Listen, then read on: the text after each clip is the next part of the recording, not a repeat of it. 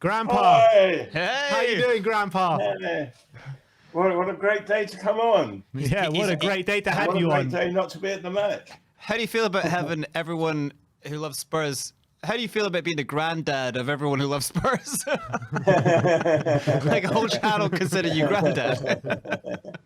Yeah, it's great. It's great to be a granddad of a team that's beginning to win. Well, a draw today, but I mean, does it feel like a win No, for you we won today? today.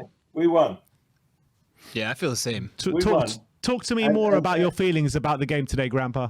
Yeah, you asked at the beginning of your broadcast, what was the positive that you could talk about beforehand, and I said the positive was the strategy of Conte, Right. and that's what got the draw today, was his strategy. I think really we won. I think we had the best chances. We didn't have as many chances as they had, but our chances were the best chances, and we broke down their defence so easily by the passes that were coming through the centre. And that was really the interesting thing. Our defence really stood fairly tall. I thought in the first half, by a long way, Dombele was the man of the match. His Really? passes- Tanguy? You thought Tanguy was the man of the match in the first half? No, Dombele. Yeah. Yeah, Tanguy and Dumbledore. I'm Yeah. saying Dombele, yeah. Yeah. Yeah, in the first half. I mean, he assisted the second goal. Yeah. And he also made two of the passes to the near goals we got. Also, he stopped a couple of passes in midfield. Yeah. I thought in the first half. The second half he died, as he usually does. He gets tired. I thought the man of the match in the end really had to be Kane. I think his all-round play was just great. And he was in the game all the time, which we haven't seen so much of him before. And I put him the best. But there were so many good performances that I wouldn't like to pick too many other people out. It was great to see Sessegnon. I thought Sessegnon did very well. Yeah, he did, didn't he? Yeah, and he kept that the left side strong. Yeah. And kept them out.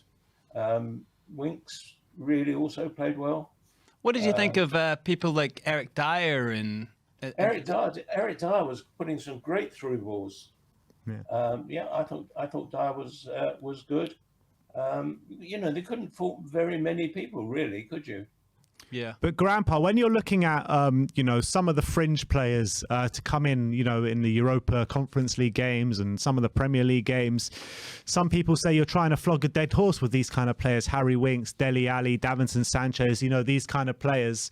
But they really pulled through for us today. So I mean, how much does Conte actually need to spend in the transfer window if these players come good? I think we'll always need backup. And we're going to have to build up from the bottom. The ones that are really bad, we need to build up. We still need to have some players, but we don't need to have so many players because of the Conte effect. Yeah, Conte has made, Davis. I mean, I don't know many people that didn't think Davis should go. Yeah. I think nobody would want Davis to go now. He played again. He played a good game. It was great. But what about players like Dele then? Do you think after that performance, do you think Dele still has to go? Again, I think he's bringing stuff out with Dele Alli.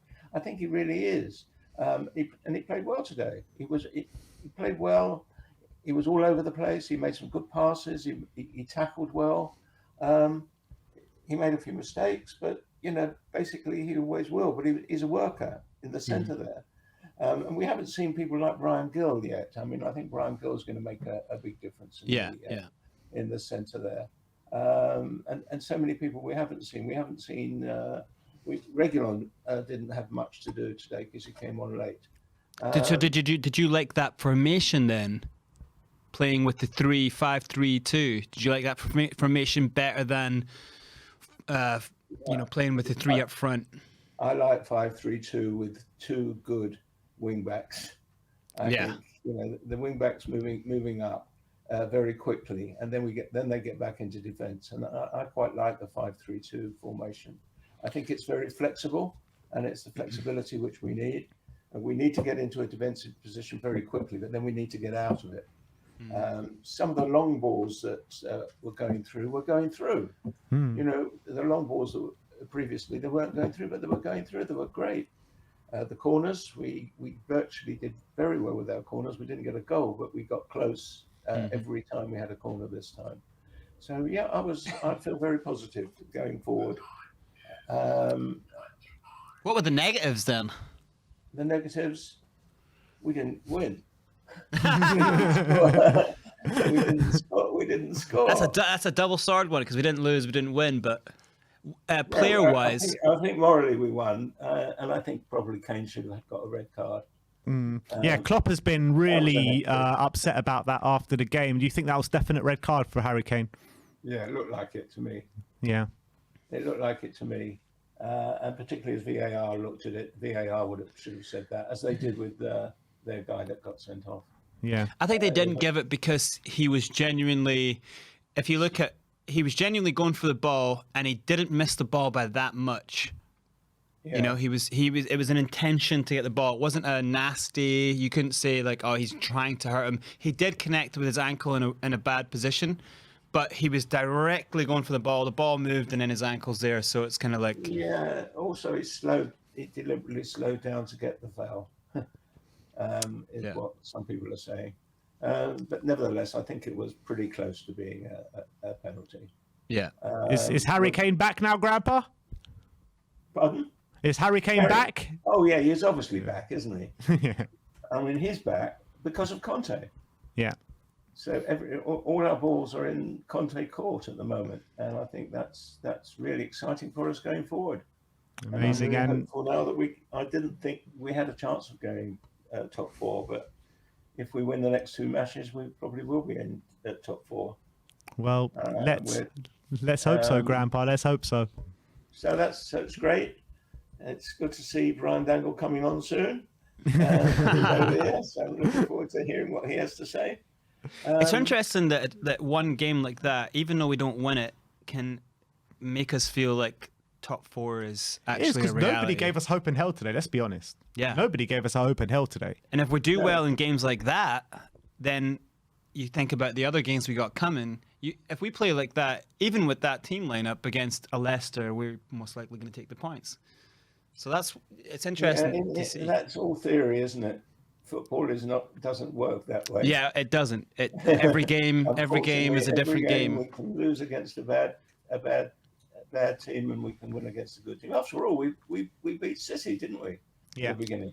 Very true. And also, you got some players playing out of their skin in games like this because they want signed away from the club. Like Dele Alli probably wants to get signed right now, so he's going to give his damn best, and he's going to try, and you have to be thinking about it that way. Some players feel like, yeah, I want to win my way into this team, but also January's coming, and I want to do my best to also potentially get a way out. Yeah. So that's what we might be seeing, the benefits of both sides of that coin, Yeah, I mean, I think that's been particularly true of Kane. He didn't. He didn't play well when you would have thought he would have been playing well so that he could get a good price. Now he's playing well. He might well get a good price if somebody wanted to buy him and we wanted to sell. Yeah, especially if the next few games go well. Yeah. If he scores the next game and in the next game, you'd think, oh, okay, it was a blip, Yeah, I wouldn't forget also the game Loris played. I mean, Loris was brilliant really today. Unsung hero of the day, I think. The saves he made in the first half, so important. The one from against very, very good shots. The one from Trent that was like a bullet, and he got his, and the one two from Trent. Yeah, the one came off his leg. That was another that's where Lloris is really unbelievable, isn't it? Like I completely agree. Split second. But I say it time and time again. When Lloris leaves, we'll realise what a good keeper he actually was. Very privileged to have one of the best goalkeepers in the world. Yeah, but I don't think he'll leave either. I hope Well, he you won't. know, now. at some point he's going to have to leave because he's getting on a bit. So I mean, his Yeah, contract. you tell James Milner that. Yeah, you tell Jason. But Grandpa, it's always great to speak to you, especially after a performance like that. So I guess we'll speak very soon. Sure. Okay. Take care, Grandpa. Cheers. See you, Bye. Grandpa.